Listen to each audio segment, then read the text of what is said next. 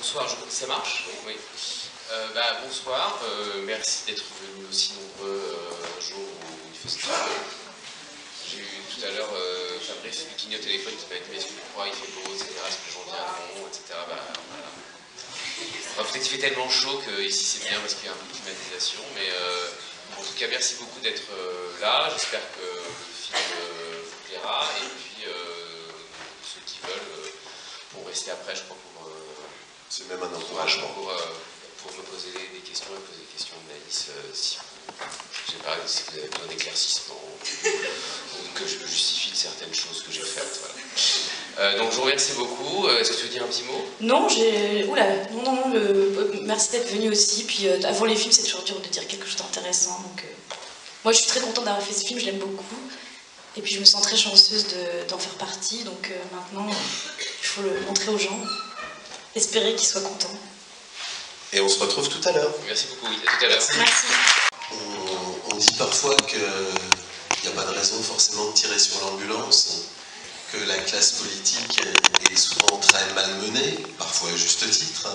Vous n'êtes pas de ceux, en tout cas Nicolas Pariser, qui est dans la condamnation, mais plus dans la compréhension de l'évolution aussi de notre société, compréhension de toutes ces interrogations, de là où ça a failli, de ce qu'il faut construire, reconstruire, s'il y a un champ des possibles. La phrase, pratiquement la dernière phrase prononcée par Fabrice Lucchini est terrible, s'interrogeant même sur aujourd'hui, sur la démocratie, sur le sens qu'elle a. Vous vous êtes toujours emparé de la chose publique et de la question politique. Pour ce film en particulier, quel a été l'angle, non pas l'angle d'attaque, mais le désir premier? Je sais qu'il y a le désir de tourner avec Fabrice Lucchini. Ça fait beaucoup de questions, posez-moi des questions en fait, mais c'est pas grave, je vais essayer de répondre quand même. Non, en fait c'est pas un film sur la classe politique, et alors après ça paraît un peu aberrant, mais je le dis toujours, en fait, mes films sont souvent, ont souvent pour cadre le milieu politique, mais c'est un peu comme les westerns, enfin je veux dire, les westerns ne sont pas des films sur la manière qu'on a d'attraper une vache avec un lasso ou de tirer sur un hors-la-loi. Donc c'est vrai que mes films parlent souvent de ce milieu-là, mais comme décor, que j'essaye d'être le plus sérieux possible sur ce milieu-là et que j'essaye disons, que les questions que brassent les films ne soient pas complètement à côté de la plaque. Mais je parle de gens, enfin, je parle de personnages et je parle voilà, et donc sur la classe politique, j'avais pas pour projet de défendre la classe politique parce que, elle n'a pas besoin de moi et quand bien même elle aura besoin de moi, je pense que je ne ferai pas grand chose pour elle. Mais par contre, j'avais envie de parler, disons, de l'âme d'un homme politique, s'il en restait une ou pas, qu'est-ce qu'il pouvait en rester ou pas. Et ne pas, enfin voilà, moi, je veux dire, c'est pas un essai politique, c'est pas un éditorial ou quoi, c'est juste que, voilà, ça m'intéresse énormément de parler de l'intériorité des gens, enfin d'un homme politique et aussi d'une jeune intellectuelle en devenir, voilà, tout ça m'intéresse.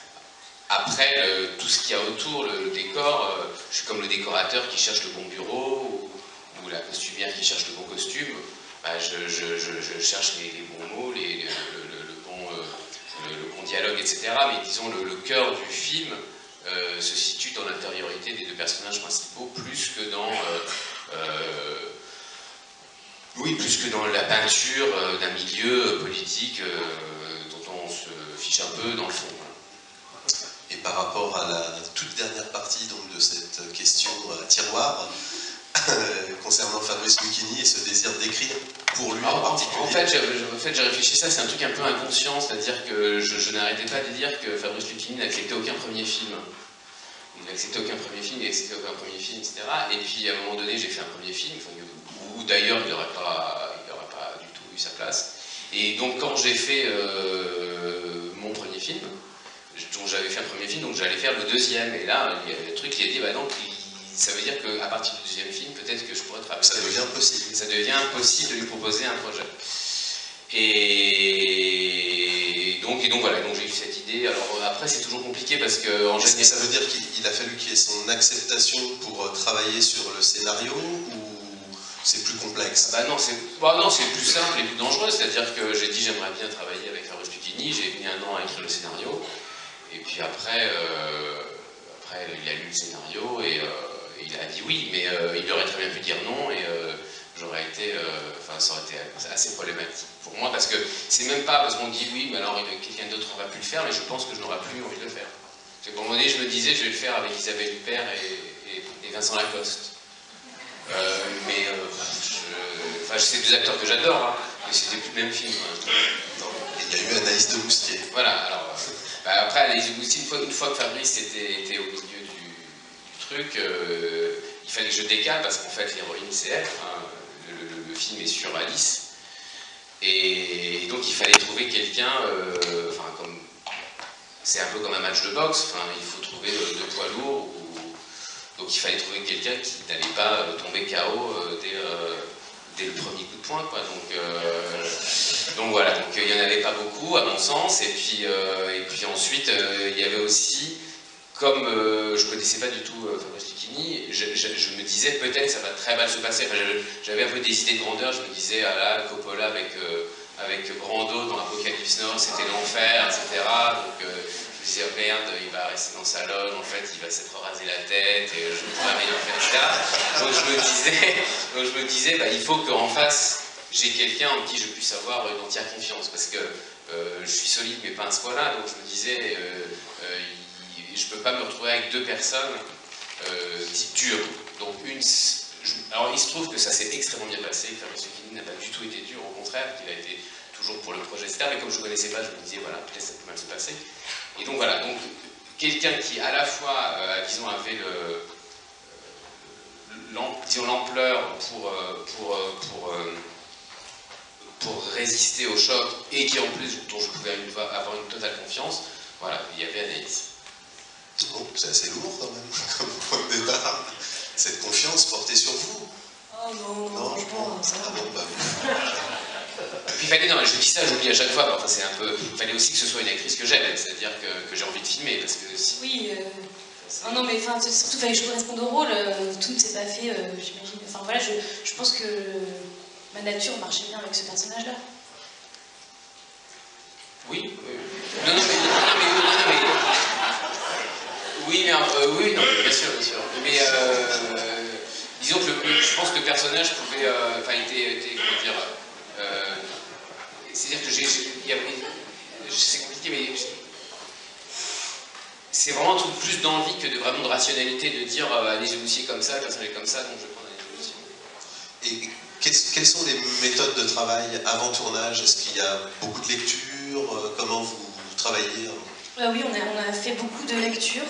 Je ne sais pas si tu as ta demande ou la demande de Fabrice qui avait envie qu'on lise beaucoup. Mais en fait, on est allé chez Fabrice et puis on a lu beaucoup les scènes.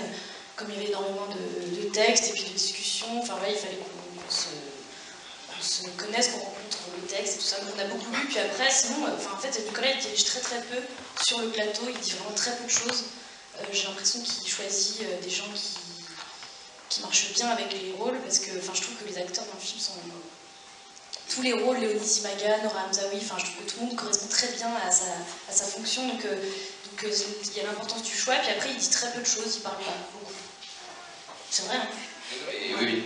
En fait, à un moment donné, sur le tournage, je fais vraiment confiance aux gens.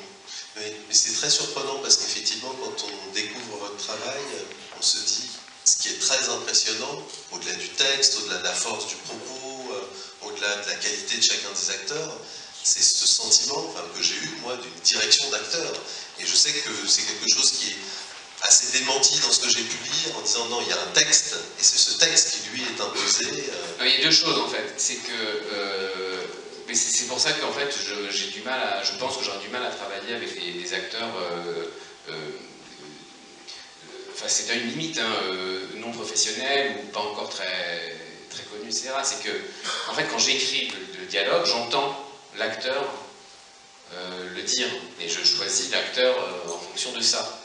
Et comme je pense que j'ai la bonne oreille pour ça, j'ai pas de surprise, j'ai pas trop de surprises au tournage. C'est-à-dire que je connais le timbre, disons la couleur de son jeu, et donc une fois qu'il vient et qu'il fait son travail, voilà, c'est comme à un moment donné, on distribue un ténor dans un opéra. Bon, bah, le ténor, on connaît sa voix, on sait qui sait chanter, on pense que c'est le meilleur ténor possible. Je veux dire, à mon avis, à l'opéra, les mecs, ils passent pas 350 ans à expliquer au ténor, je sais pas, à Placide Domingo, comment chanter Don José. À un moment donné, il le sait même mieux que quiconque, mieux que le metteur en scène, mieux que le... Donc là, à un moment donné, sur la manière de jouer, Anaïs et Fabrice, ils savent infiniment mieux que moi comment jouer leur rôle. Alors après, s'ils font une erreur, s'ils ont une question ou quoi, je leur dis, comme ça arrive peu souvent, voilà. Et puis il y a aussi, je suis pas un hyperactif, donc je ne sens pas le besoin de... Quand ça me va, je trouve ça bien, et je stresse pas parce que je me dis jamais, oh là là, j'aurais pu mieux faire. Enfin, ça pourrait être encore mieux. À un moment donné, quand j'arrive au résultat que je veux, j'ai un peu le montage en tête quand même, je me dis voilà, c'est parfait, ça va aller très bien. Et par ailleurs, effectivement, le texte étant quand même hyper contraignant, et que en fait les lectures nous permettent en fait, c'est comme un contrat avec le comédien, c'est-à-dire voilà ce que vous devez apprendre, savoir. Je suis très ouvert sur les termes du contrat, mais une fois qu'on signe le contrat, on s'y tient. Donc à partir du moment où il y a ça, il y a quelque chose, disons, il y a une magie de la prise, effectivement, que je ne nie absolument pas, mais je ne vais pas dans l'inconnu total, voilà. J'ai le sentiment que, parce que vous êtes, le terme d'inconditionnel ne me plaît pas beaucoup, mais vous êtes très attaché en tout cas au 35 mm. Le fait de tourner en 35, et par rapport à ces exigences que vous avez dans l'écriture, dans le travail qui se fait en amont, j'ai cette impression d'une économie aussi du nombre de prises. Qui rejoint un peu ce que vous dites sur le fait que je ne recherche pas une perfection. Oui, enfin si, j'en cherche une perfection, mais disons que je pense que je ne peux pas la trouver en travaillant. Je veux dire, à un moment donné, c'est plus une question de travail, c'est une question... Parce que on travaille sur un film un an et demi, c'est déjà beaucoup de travail, donc à un moment donné, voilà. Donc moi je ne crois pas, effectivement, pour moi, c'est pas valable du tout pour plein d'autres. Au bout de la 6e prise, pour moi, ça, sauf quand on se trompe ou pas, ça fait pas sens. Ça ne me sert à rien, à moi, voilà. Mais après, effectivement, sur le 35 mm, je préfère le 35 mm visuellement, enfin voilà. Et c'est surtout qu'en fait, le numérique qui permet de tourner plus de prises de manière, qui fait faire des économies, n'a pas d'avantage pour moi, dans la mesure où, de toute façon, en numérique ou en 35 mm, je ne fais pas plus de prises. Donc, tous les avantages du numérique me passent sous le nez, ou au-dessus de la tête, je sais pas, ou à côté, et donc, à un moment donné, voilà, le 35 est... Dans ma méthode de travail, le 35 est plus adapté. Est-ce qu'on peut revenir un peu avec vous, Anaïs, sur le jeu, sur le plaisir du jeu, parce qu'il y a quelque chose qui relève vraiment du plaisir du jeu, en tout cas, quand on le reçoit en tant que spectateur, et notamment puisque vous êtes tous les échanges avec Fabrice Lucchini, comment s'est déroulé tout simplement? C'était effectivement très plaisant. Moi j'étais très contente de jouer avec Fabrice. Enfin pareil, on m'avait beaucoup dit oh ma pauvre, ça va être horrible, il va être horrible. Enfin je sais pas pourquoi il y a toujours des mythes comme ça autour des acteurs.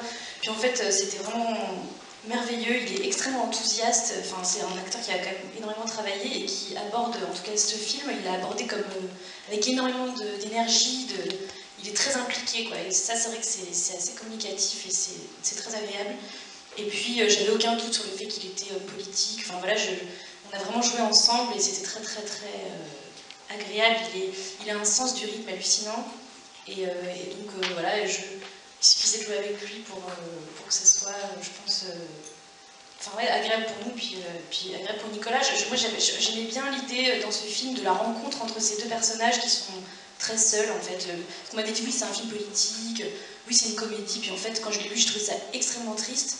Et puis surtout, j'avais l'impression que c'était surtout, et comme disait Nicolas au début, la rencontre de ces deux intimités, de ces deux personnages qui sont très perdus. Elle qui n'a pas de vocation, lui qui en avait, puis qui est en roue libre. Enfin, voilà, je trouve qu'il y a beaucoup de subtilité dans le film, et moi j'aime beaucoup jouer dans les silences, j'aime beaucoup jouer l'écoute, et j'avais beaucoup de ça à faire dans ce film-là, et donc j'étais vraiment totalement ravie, quoi, parce que j'écoutais, j'observais, puis les gens autour de moi jouaient tous très bien, donc ouais, c'était vraiment plaisant. Oui, ça c'est intéressant parce que comme ça correspond effectivement au personnage, d'être dans l'écoute, de ne pas être dans le jugement, d'intégrer de la matière, des informations dans le jeu, ça compte énormément. Oui, oui, c'est un personnage qui est pas volontariste, enfin voilà, qui a quand même beaucoup d'intériorité, qui écoute, qui n'est pas pour autant une molle. En fait, c'est ça que j'aime bien aussi, c'est qu'elle a beaucoup d'assises et d'aplomb, mais voilà, elle ne fond pas, elle ne se fond pas dans la l'hystérie collective et elle reste un peu distancée, c'est super. Alors, il y a des micros à votre disposition dans chacune des travées, donc qui souhaite prendre la parole en premier, monsieur?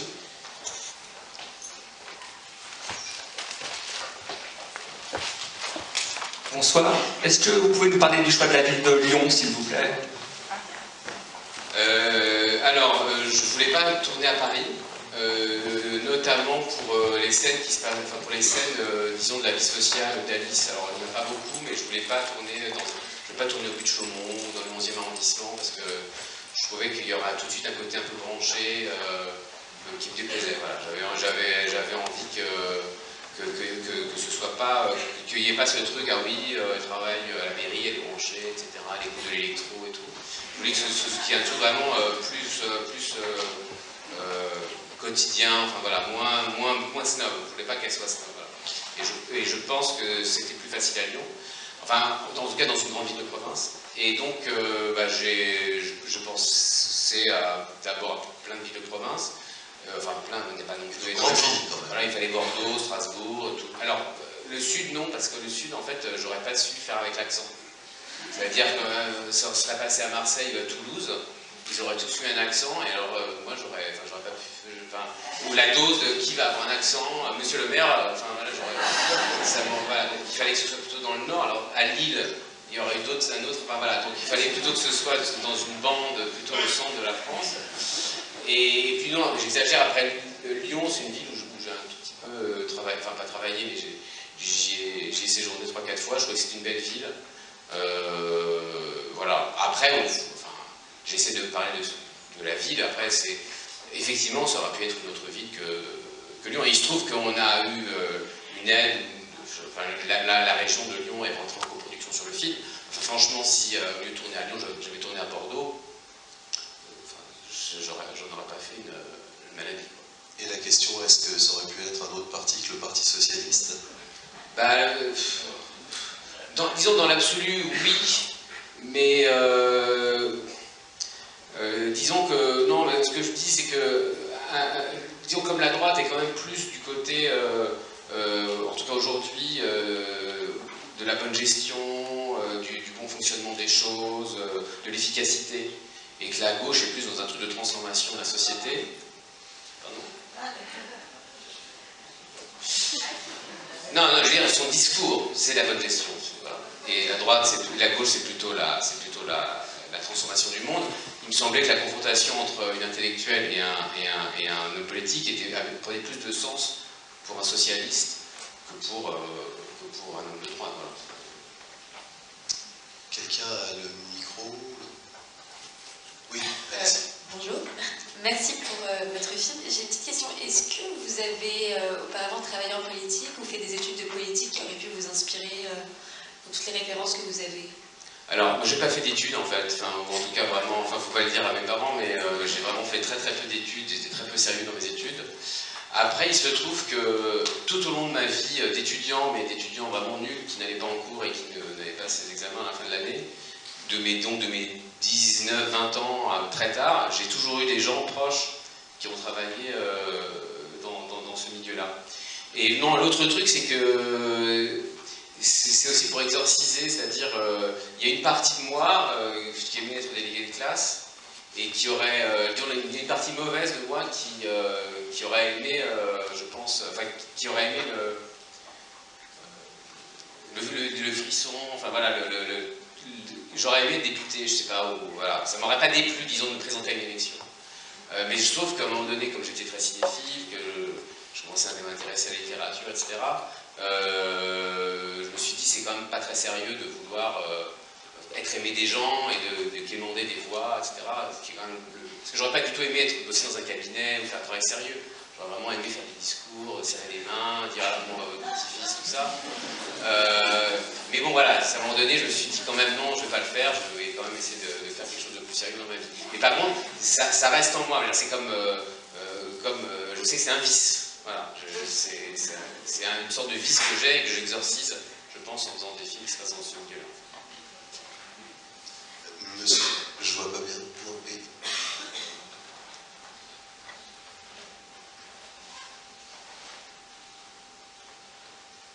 Bonjour.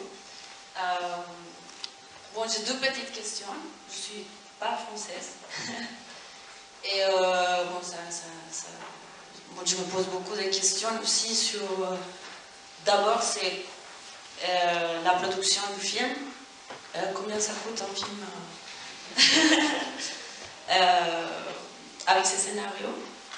Et aussi, par rapport à la censure, si vous voulez dire des choses politiques beaucoup plus fortes et que vous avez été interdit de rester sur quelque chose de plus objectif par rapport à ce qui se passe, par rapport à ce qui se passe en France actuellement, alors la première question, alors le problème de l'argent, enfin j'ai mon producteur qui est dans la salle, mais en fait il faut savoir dans le cinéma on ne sait jamais vraiment combien d'argent on a pour faire le film, on ne sait jamais vraiment combien il coûte, et on ne sait jamais vraiment combien il va rapporter. En fait c'est très nébuleux quoi, tu rigoles, mais donc à un moment donné on me dit ça tu peux pas, mais après combien ça coûte?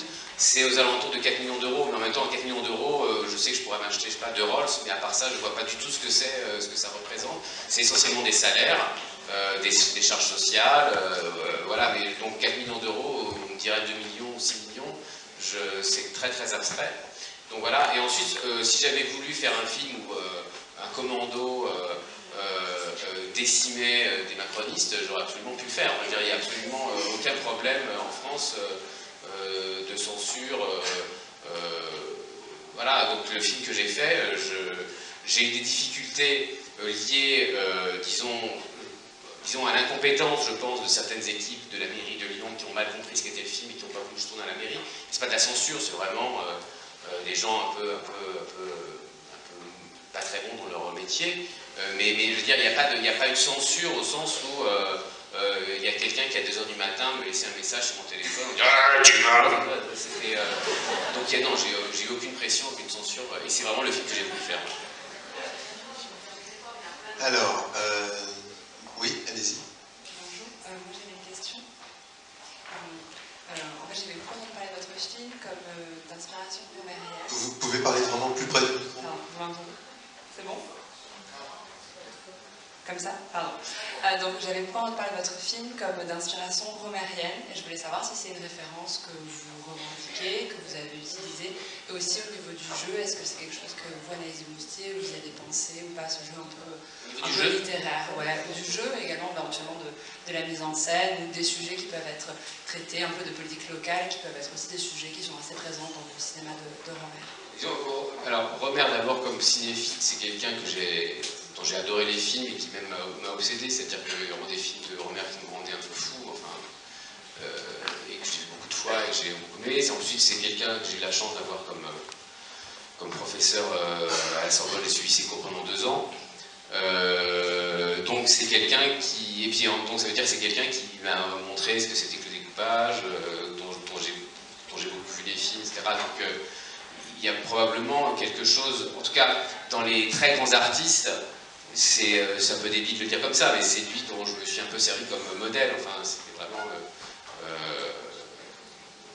Aujourd'hui, c'est pas forcément le cinéaste français dont je me sens le plus proche, mais enfin, disons, à un moment donné, ça a été, je les considère un peu comme mon maître. Voilà. Ensuite, sur le jeu, alors, le truc, c'est que Romer est tellement... Alors, je pense que Romer parlait peu aux comédiens, mais il se trouve que chez Romer, il y a parfois des très gros comédiens, mais ça l'intéresse aussi de travailler avec des comédiens plus fragiles, parce qu'à un moment donné, il y a une fragilité qui, dans ses films, est pratiquement toujours très gracieuse. Il y a des gens, des mauvais acteurs qui sont géniaux chez Romer. Bon, il y a des grands acteurs qui sont géniaux aussi chez Romer, mais il y a vraiment les deux. Et ça j'aurais vraiment trop peur. Donc, sur la direction d'acteur, oui, je pense que... Alors, Alors, Romer probablement par timidité, moi peut-être parce que, je sais pas, pas une forme de paresse, mais disons d'économie d'énergie. Un tournage, c'est très, ça demande beaucoup, donc voilà, je mets la confiance dans les comédiens et mon énergie de dire, oh là là, c'est n'importe quoi ailleurs. Donc non, je pense que dans la direction d'acteur, en fait, moi je ne pourrais pas travailler avec des comédiens fragiles. Voilà. Donc j'arriverai pas à avoir cette grâce-là, j'aurais trop peur de ne pas arriver à ça. Après, je pense, voilà, oui, c'est un de mes 3 cinéastes français préférés. Et, il y a aussi quelque chose qui m'intéresse chez lui, c'est la durée des scènes, par exemple. C'est-à-dire qu'une scène, c'est pas juste un début, un milieu, une fin, ou bien juste le début ou juste la fin. Parce qu'à un moment donné, elle doit être traitée bien, et qu'une scène longue, ça peut être intéressant. Et puis aussi,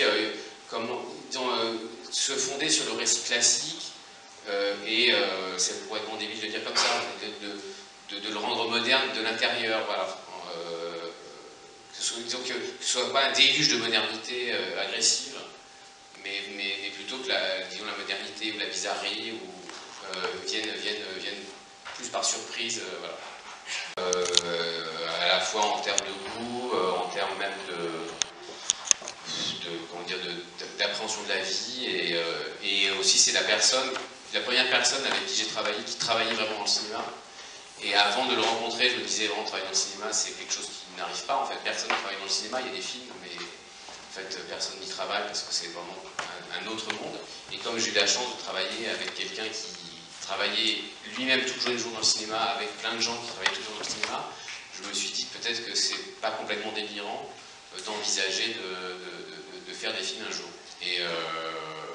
Et donc je travaillais avec lui jusqu'au milieu des années 2000 à peu près. Et puis tout de suite, j'ai commencé à écrire des courts-métrages. Et voilà. Et donc c'est quelqu'un ensuite que j'ai continué à voir, qui voyait les premiers montages de mes films, comme il voyait les premiers montages de plein de réalisateurs dans le monde entier. Et donc voilà, c'est évidemment le premier film dont il n'a pas pu voir le montage, puisqu'il est mort 3 mois avant le début du tournage. Mais enfin, il était au courant du projet, etc. Et donc, comme d'habitude, je mettais en premier dans les remerciements. Voilà, j'ai dédié le film. La quinzaine lui doit d'ailleurs beaucoup, puisque des films comme THX de Lucas ou Mean Street de Scorsese arrivent à la quinzaine par son biais. Il y avait quelqu'un qui est monsieur. Ouais. Moi, je voulais savoir, même si les 2 films ne sont pas du tout les mêmes et pas du tout comparables, à quel point vous aviez Quai d'Orsay en tête ou en inspiration? Le film de Tavernier, Bertrand Tavernier. Exactement, oui. Enfin, la question est pour tous les 2. Moi, je ne l'avais pas en tête, bizarrement. Je m'en souviens. Enfin, maintenant qu'on montre le film, c'est vrai que quand les gens en parlent, j'ai vraiment pas du tout lu le scénario de Nicolas comme celui de Bertrand, parce qu'il n'y a pas quelque chose de satirique dans le film. Enfin, il n'y a pas vraiment de. Le film de Bertrand, il était vraiment burlesque. Il y avait une idée de. Puis moi, par ailleurs, mes scènes, elles étaient vraiment hors du monde politique, donc c'était très peu de jours de tournage et tout. C'était pas du tout la même implication. Ouais, c'est pas une satire, quoi, dans le film. Oui, non, enfin, il y a 3-4 films politiques comme ça en France qui ont été faits ces 10 dernières années, que j'ai pratiquement tous vus. Je suis vraiment pas objectif, c'est-à-dire que comme je suis quelqu'un d'assez flemmard, si les films me plaisaient, je pense que je fais exprès de ne pas les aimer pour pouvoir me dire il faut que je fasse moi-même mieux. Donc j'ai vu ces 4-5 films, à chaque fois j'avais des réserves sur tel ou tel point, donc je me disais voilà, je vais essayer de faire différemment. Quand il y a un film que j'aime vraiment énormément, je pense que j'aurais pas envie de le refaire, quoi. En tout cas de faire quelque chose dans ce genre. Oui. Oui, bravo, c'est un très très bon film, très bien décrit, très intelligent, et Anaïs de Moustier et Fabrice Lucchini jouent parfaitement la partition. Particulièrement, j'ai trouvé dans le dernier plan séquence sur le discours utopique, qui est très bien joué, qui est parfait, c'est en même temps très intérieur et le discours est très extérieur. Et ça me fait revenir sur ce que tu as dit au début, tu dis tu te défends, c'est pas un film politique. Mais entre le moment où tu as écrit ce scénar, il y a peut-être 2 ans, où c'était encore les socialistes au pouvoir, tout ce qui s'est passé depuis, c'est quand même un film politique, il y a un discours qui est quand même très présent. Donc il faudrait quand même... comment est-ce que ça c'est perçu par le public, par la presse? Jusqu'à présent, comment tu penses que ça va être perçu? Moi, ce que je me dis, c'est que enfin, je vais utiliser une référence extrêmement élevée, mais ça ne veut pas du tout dire, mais c'est qu'à un moment donné, quand Balzac, que ça se passe pendant la Révolution, la Restauration, où on n'est pas à un emprunt, c'est-à-dire mon film parle des socialistes, disons, tels qu'ils étaient en 2015 ou 16, ça ne me paraît pas aberrant de faire le film avec, entre guillemets, 2 ans de retard, je pense que le film conserve, disons, un intérêt, malgré le fait qu'aujourd'hui, effectivement, disons, le Parti Socialiste est un peu moribond. Mais il y a quand même 2 choses. C'est que la première chose, c'est que dans mon film, c'est pas le Parti Socialiste, mais c'est un parti qui s'appelle Les Socialistes. Donc c'est un peu comme si, disons, la réalité avait un peu bifurqué à un moment donné et qu'ils avaient gagné 1 ou 2 années supplémentaires. Et ensuite, la deuxième chose, c'est que c'est un film quand même sur un maire d'une grande ville, et il y a encore des maires socialistes de grande ville. Donc le socialisme municipal, c'est quelque chose qui existe encore.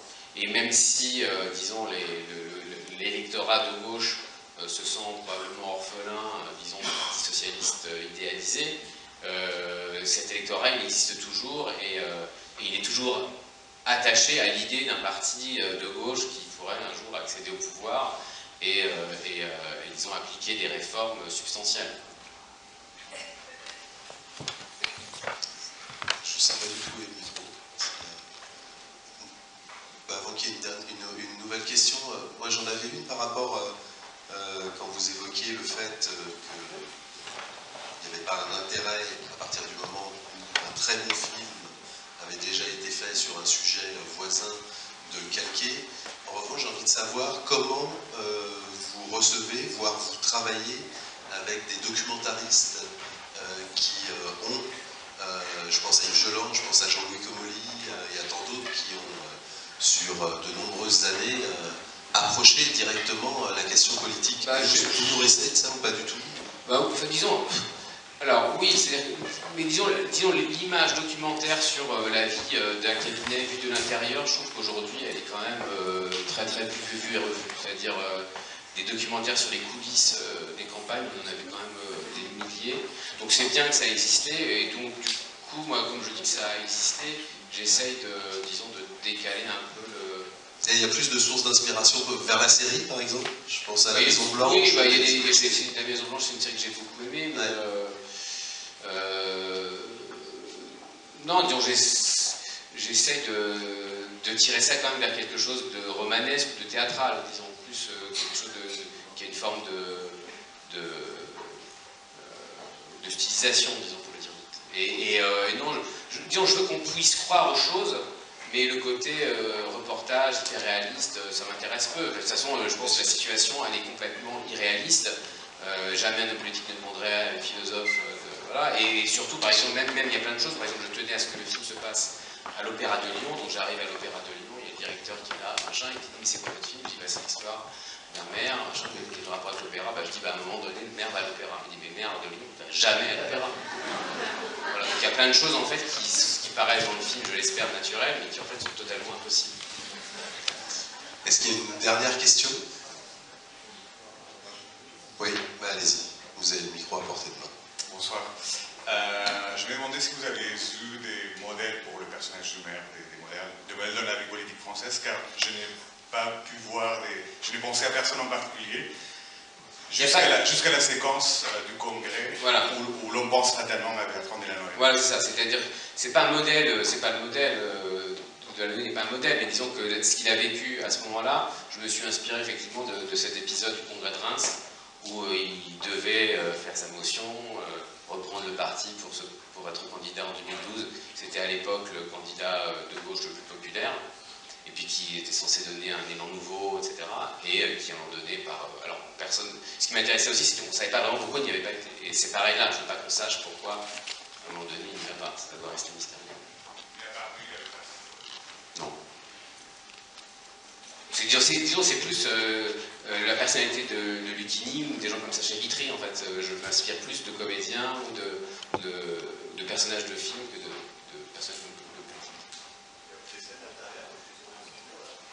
Non, à la préfecture du Rhône, essentiellement.